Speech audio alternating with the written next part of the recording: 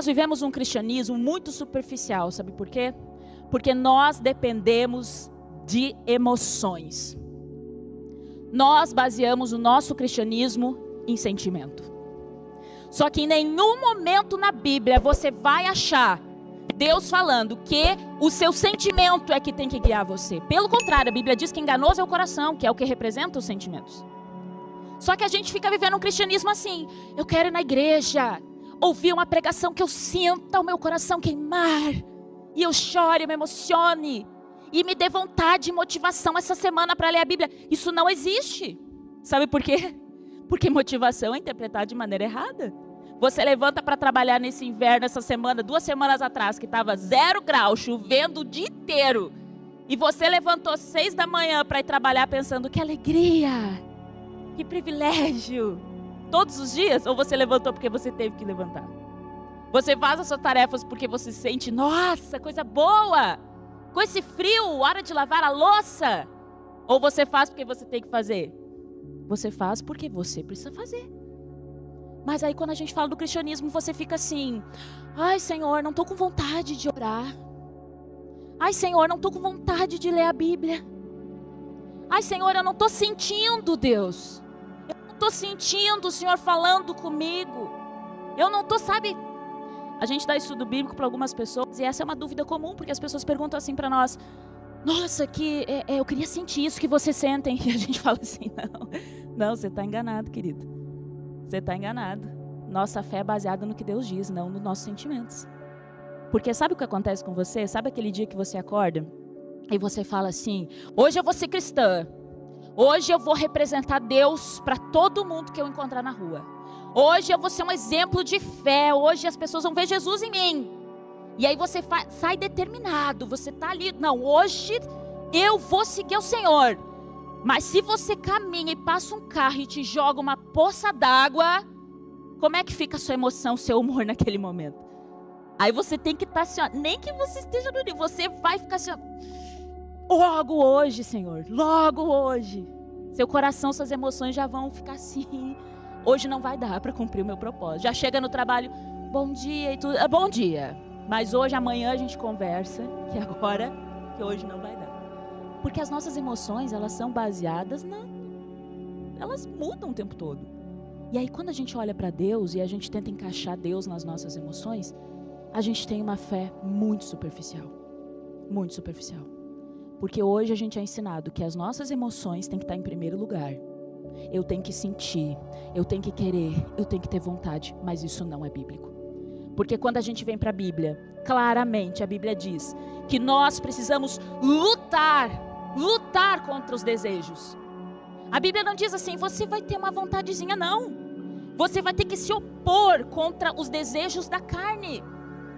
E o que isso quer dizer? E agora a gente entra na questão do desconforto. Nós entramos na questão de pecado. Porque hoje é pecado falar em pecado. Hoje a gente relativizou as coisas. Hoje a gente só fala que Deus, Senhor, me ajuda. Talvez você tenha vindo na igreja, não é fácil falar essa mensagem, porque ela é dura, ela é difícil para mim também.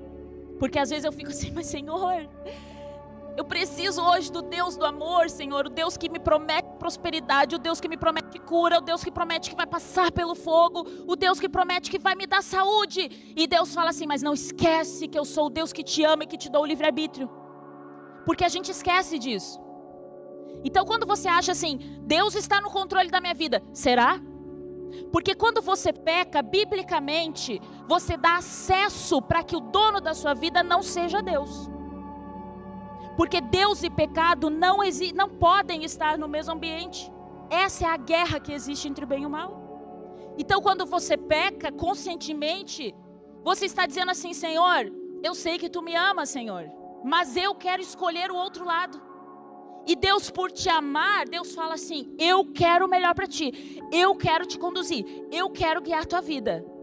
Mas por amor, eu não te obrigo, porque essa é a essência do amor de Deus, a liberdade. A liberdade. E você é livre para escolher. Só que quando você escolhe conscientemente pecar, achando que não tem problema, achando que está tudo bem, achando que não é tão grave assim, porque Deus está no controle de tudo, porque Deus... você está caindo numa armadilha de Satanás. Você está caindo no maior engano dos últimos dias. Vamos continuar o verso. Olha o que diz aqui. Olha o que diz a partir do verso 19. Então, primeiro aqui, nós estamos lendo que ele diz que nós devemos lutar contra os desejos da carne. E no verso 19 ele cita, além de tudo a gente tem a receita aqui. Ora, as obras da carne são manifestas, e aqui estão: adultério, fornicação, impureza, lascívia.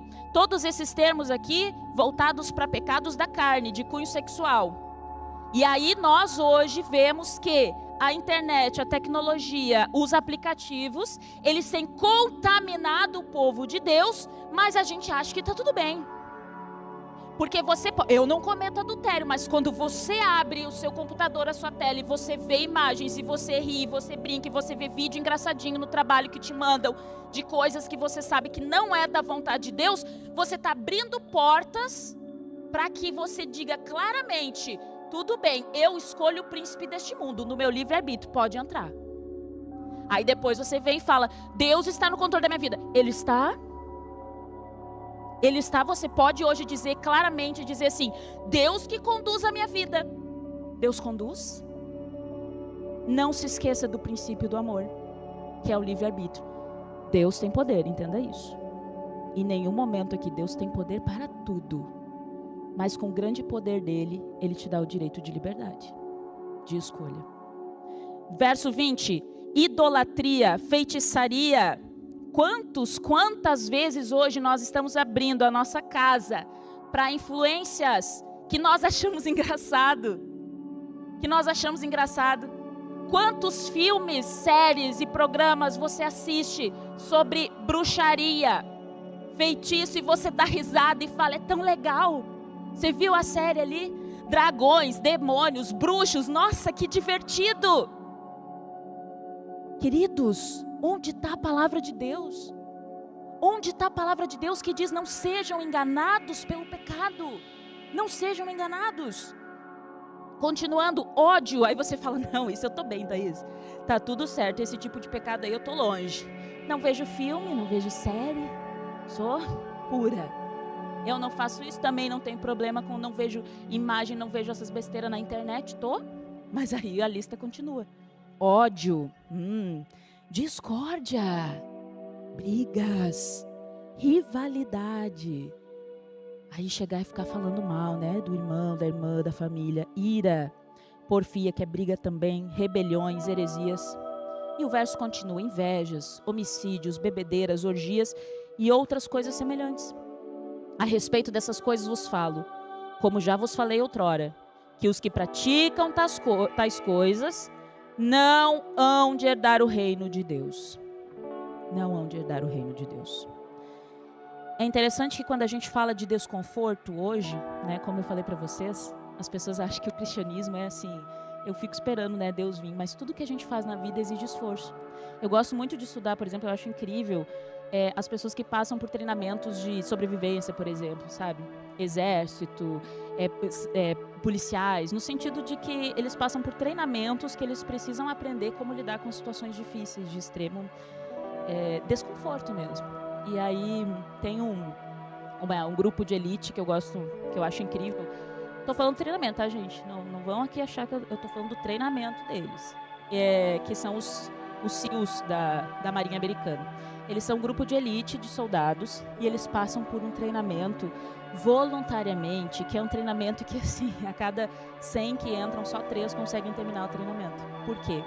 Porque eles passam por todo tipo de dificuldade para que eles aprendam a desenvolver resistência. Então, voluntariamente, eles estão lá. E eles vão porque ninguém convidou, eles vão porque eles falam assim: não, eu quero aprender. E é no desconforto que eu cresço. As pessoas que vão criar força, o princípio básico para você criar músculo é o quê? Eu preciso pegar peso, fazer meu músculo sofrer para que eu desenvolva força.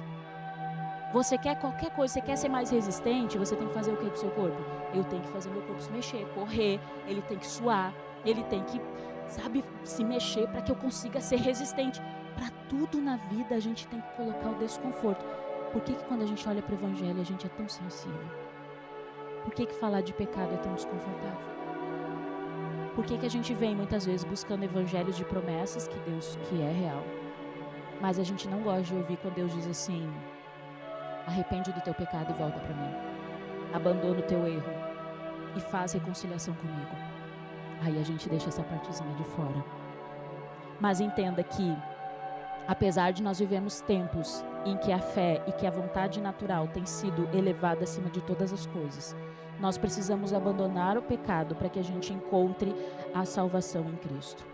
E qual é a nossa parte? Como que a gente pode fazer isso? A nossa parte é entender que Jesus, ele foi para o deserto. Jesus, Filho de Deus. Jesus, ele ia para o deserto para orar e para buscar Deus. E aqui é o primeiro princípio que nós precisamos entender.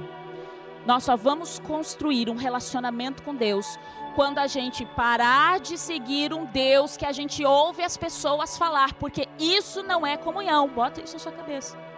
Eu cresci na igreja, gente, eu nasci na igreja. Então toda a minha vida eu frequentei a igreja. Toda a minha vida eu estive envolvida com a igreja. Toda a minha vida eu participei das coisas. Mas quem passou por isso sabe que isso não quer dizer nada. As suas ações você pode estar ali, mas pode ser que você nunca tenha vivido uma experiência com Deus. Porque a experiência com Deus é conhecê-lo e não ouvir falar.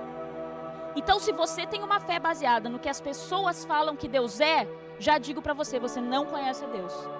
Porque Deus é individual. Deus é experiência. O jeito que Deus age comigo, talvez não seja o jeito que Deus vai agir com você. Só que você só vai saber quando você conhecer. Então, o primeiro ponto é entender que, primeiro, Deus não é emoção. Deus é razão.